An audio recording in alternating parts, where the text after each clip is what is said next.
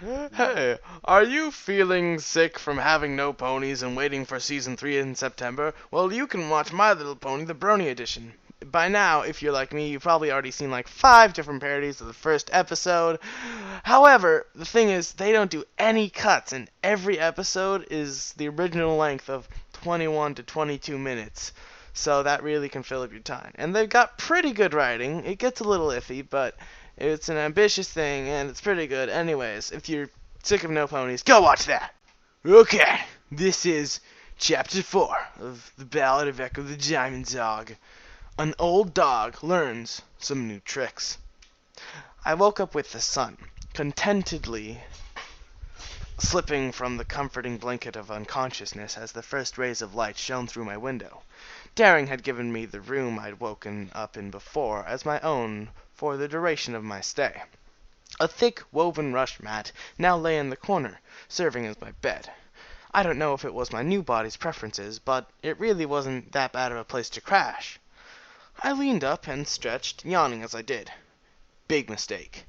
In my grogginess, I'd forgotten not to speak, and the flexing of my torn vocal cords to yawn sent a ribbon of sharp pain through my system. Any hope of dozing through the morning was now long gone, and I found myself anxious to begin the day.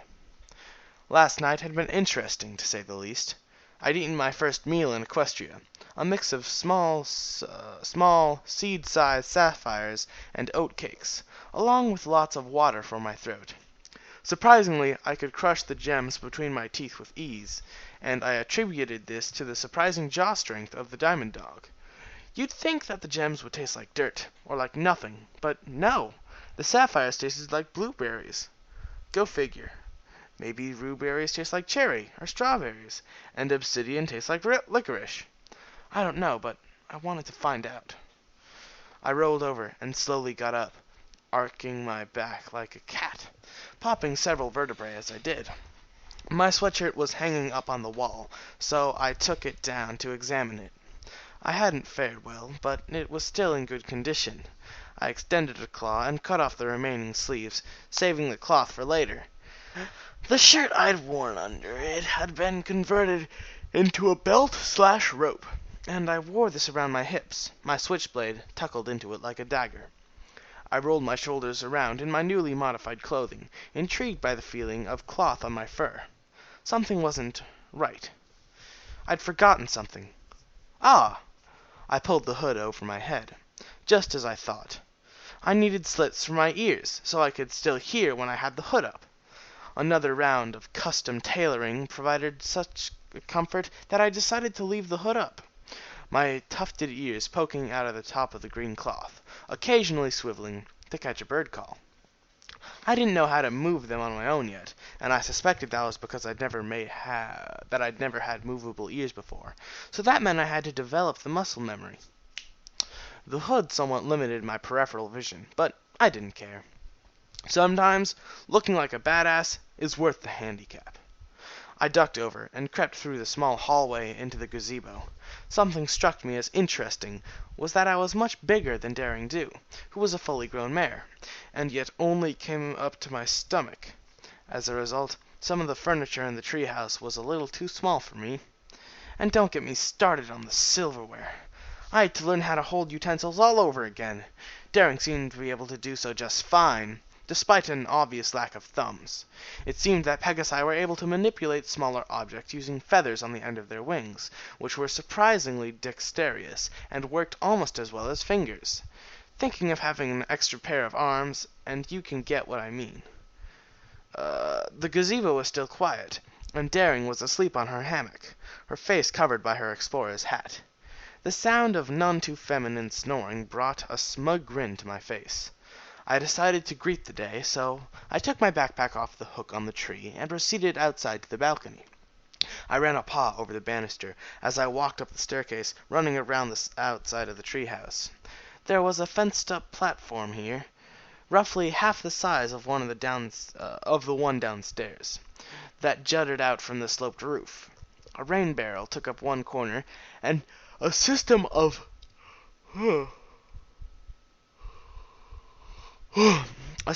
small pipes climbed from it up to the boughs of the tree. I took a seat on the worn planking, clumsily maneuvering my unfamiliar legs into a comfortable position. I let out a deep, contented breath of air as I took in the view, watching the sun rise up. Up here there was no roof. It was just you and the sky. Inspired by the sheer immensity of the sight, I removed my backpack and began to dig through it until I'd gotten my psychology binder out along with a pencil. Half of it was filled with detailed notes and diagrams about the human brain, and how it worked. Twilight will be interested by that. Plus the usual doodles of dicks my friends put in there whenever I wasn't looking. That happens all the time to me. But the other half was still blank paper. With a pencil held carefully between 3 of my large fingers, I began to study the list of words Daring had given me the night before. Twilight Sparkle isn't the only one with a ravenous appetite for learning. On Earth, I'd often been called lazy. This was usually true. I'll be the first to admit that I was a grade A procrastinator. Hell, if I ever worked for the Department of Defense and someone launched a nuke at us, they'd call for a counter-missile launch, but nothing would happen, because I'd probably be jerking off in a bathroom instead of being at my post. Okay then. But when I was interested with something, I would focus on it with so much intensity, it makes me think that there should be a new definition for the word intensity. Hear that? Applying this focus to my new world, I had already begun mastering the strange equestrian alphabet. Written equestrian language is like a mix of ancient Egyptian hieroglyphics and Chinese characters. Sometimes a symbol is used to describe something, or sometimes it's a shape that has nothing to do with the subject it's talking about. But without a doubt, it was beautiful to write. Each letter comes out like a work of art. When you write something in equestrian, you're also drawing a picture, I guess. Anyway, by this point, I guessed that I had the literacy rate of a preschooler. Not bad for one night's work, eh? I'd been writing for a while now, and the sun was at that point in the sky where it began to make it look like the bright blue of a summer's day. I folded my binder back up and put on top of my backpack, standing up again for another round of cracking my joints. It then occurred to me that I had to piss like the dickens.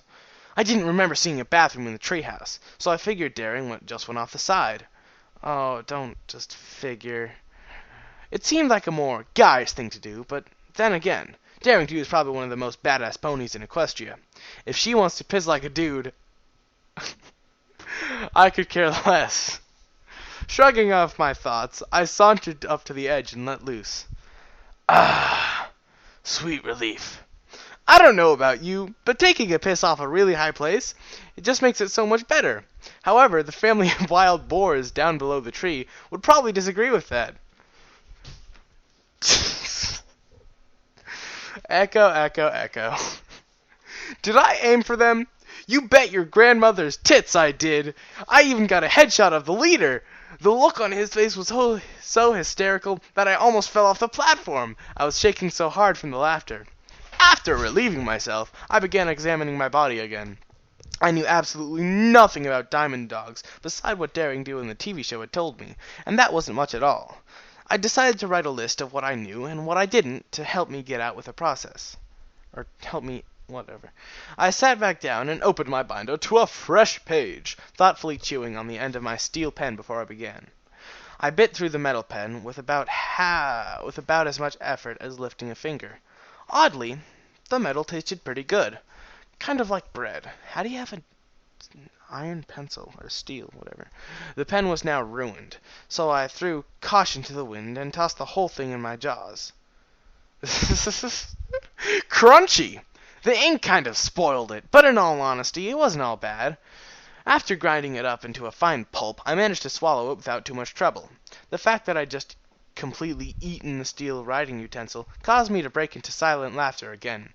I shook my head in slight disbelief as I got a pencil from my pack. This time, scratching my neck with the pencil instead of chewing it, I sat down and wrote my list, combining my knowledge of the show and Daring's comments. Diamond dogs. Diet. Gemstones. Unknown types of metal. And unknown types of vegetation. Possibly a meat eater as well, given the tooth shape, but definitely omnivorous. Omnivorous, if that is true. Structure: tall, lanky, and surprisingly dense. Canine cranium, although I seem to have a more wolf-like skull. Large, muscular forearms, probably used for digging. Extendable claws, up to several inches. Capable of traveling on 2 or 4 legs, but much faster on all 4. Very strong, capable of halting a several hundred-pound puma mid-pounce and sending them backwards with a single punch. Jaws are extremely strong as well, and may even be able to crush diamond. Bones are probably made of a very dense material. Female structure, or existence, is unknown, as one has never been observed. Behavior: D-dogs seem to be heavily mistrusted by ponies. Potential racism: they have a fondness for treasures and are willing to enslave others to get it. They seem to live underground in colonies ruled by a small group or a single alpha male. Are capable of metalwork, as seen by the presence of armored guards equipped with spears. The spear seems to be the D-dog weapon of choice. Dog whistles and intense whining are a possible source of mind control. It appears that they are completely illiterate. Either unable or unwilling to advance remains to be seen. I set the pencil down and reviewed the list. Not much at all, but it was a start. Now that I'd compiled a decent background, I'd either have to finish learning to read, so I could read a book about them, or meet some diamond dogs in person. The last option probably wasn't going to end out so well. I strongly doubted that they'd be able to understand my silent communication as well as a pony. Huh. So you know how Echo's like all cocky? But the thing is, in the prologue, he seemed pretty deep. So I wonder if through the process of this fan fiction, he'll like go through some changes. Just a side note there. Morning! Turning around from my position, I saw Daring fly out from under the platform to land next to me. She wasn't wearing her shirt or her hat, and her resemblance to Rainbow Dash was almost frightening. Perhaps they were distantly related. I gave her a welcoming smile as she went over to the tree sticking out of the floor. Wait, why is she leaning forward like that? It almost looks like she's going to buck it. Oh shit, no! I swiftly stuffed my vulnerable binder inside my backpack as the intrepid mare slammed her hind legs into the thick tree. There was a few seconds' delay, and then all the morning dew that had collected in the boughs overhead crashed down onto us like a flash flood. I glared daggers at her once the downpour had subsided. She shrugged indifferently, water dripping off her choked mane. What? A girl's gotta stay clean, and to be honest, you kinda smelled. She then flicked out her wings and beat them downwards, taking off in a single stroke. The Pegasus proceeded to do a corkscrewing dive over the edge, falling several stories before pulling up and rising above me, riding the thermals. Daring alighted onto the platform with a wicked grin, every inch of her perfectly dry. Aw, the doggie's all wet now! I proceeded to stand up and shake myself violently, spraying her with water and ruining the work of her aerial stunt.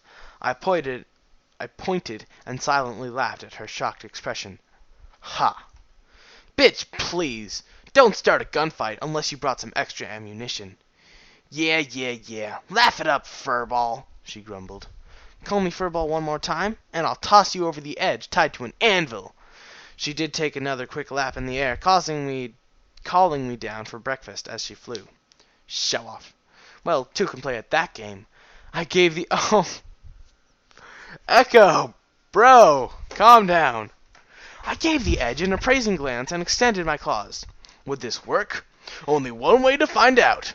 I sprinted forward and jumped high over the edge of the platform, but not far. The gaping maw of the jungle opened up beneath me, several hundred feet below. Oh my god. Quick as a rattlesnake, I whipped out my arms and sunk my claws into the very edge of the roof, swinging downward and into the gazebo room from above, landing with a smooth little roll. I stood up to find Daring staring at me from where she was sitting at the table, with mouth wide open. That was pretty cool, she stuttered lamely. I took an eloquent bow, my nose brushing the bamboo flooring, and came up grinning. I was beginning to really like my new body. We had more oatcakes for breakfast, and Daring Do whipped up some flapjacks on the small stove, adding some more of last night's leftover sapphires into mine. I showed her my progress on the equestrian alphabet, and she was quite impressed, once again taken aback by how strange of a diamond dog I was. I don't blame her. After breakfast, she showed me a map of the area, a real old-school-looking treasure map that was rolled up like a scroll. She had marked the treehouse, or, as she called it, paradise, with a large red cross. There were small blue circles dotting the region, and she explained those areas as she'd already hit up for booty. There were large green circles as well, sometimes alone, sometimes encircling the blue ones. Those were places where she had been, but couldn't get at the treasure. I'd assumed that I'd be going to many of these buried ruins later on as part of our deal. In purple triangles, she'd identified the temples that she hadn't touched yet. There were surprisingly few of them, the Temple of Chaos included in this list. The map told me quite a lot. It told me that, yes, the sun does set in the west, so that the directions were the same. It also told me that Equestria was way, way, way bigger than I'd ever imagined. The area shown on her map covered several hundred square miles of this jungle, known simply as the Great Southern Rainforest. This jungle made up only half of Equestrian's southern border, and from what I could tell from the map, that border alone was longer than the coast-to-coast distance of Australia back on Earth. Ahaha! I did a rough calculation, and put Equestria's actual size on something like the entire landmass of Africa, but that was on the small side of my guess. This place was huge! It then hit me that Equestria had a lot more to offer than just the familiar Ponyville and Canterlot area. In fact, I wasn't even sure how I could get to Ponyville without a journey that would last several months, based on the level of technology I'd seen in the show. Oh, come on, they got cars. Well, sort of. They have the episode 15, season 2. Flim Flambra, what is that called? The Super Squeezy Cider 6000 something. I scratched my chin thoughtfully. Careful not to... Yeah, they have steam power. And they have trains, so... Pfft. I scratched my chin thoughtfully. Careful not to cut myself open on a claw. I came to a conclusion then. One that would come to define me. I decided to travel to Equestria on that day, to truly see what this land was like. What fantastical creatures, places, and ponies awaited me. I also decided that whatever happened, I would try to save Ponyville, the dream vacation of every brony in existence, for dead last. The elements of harmony could wait. Once I pay back Daring Do, I'm going adventuring. What? That's the end of the chapter? Aww. That was unexpected.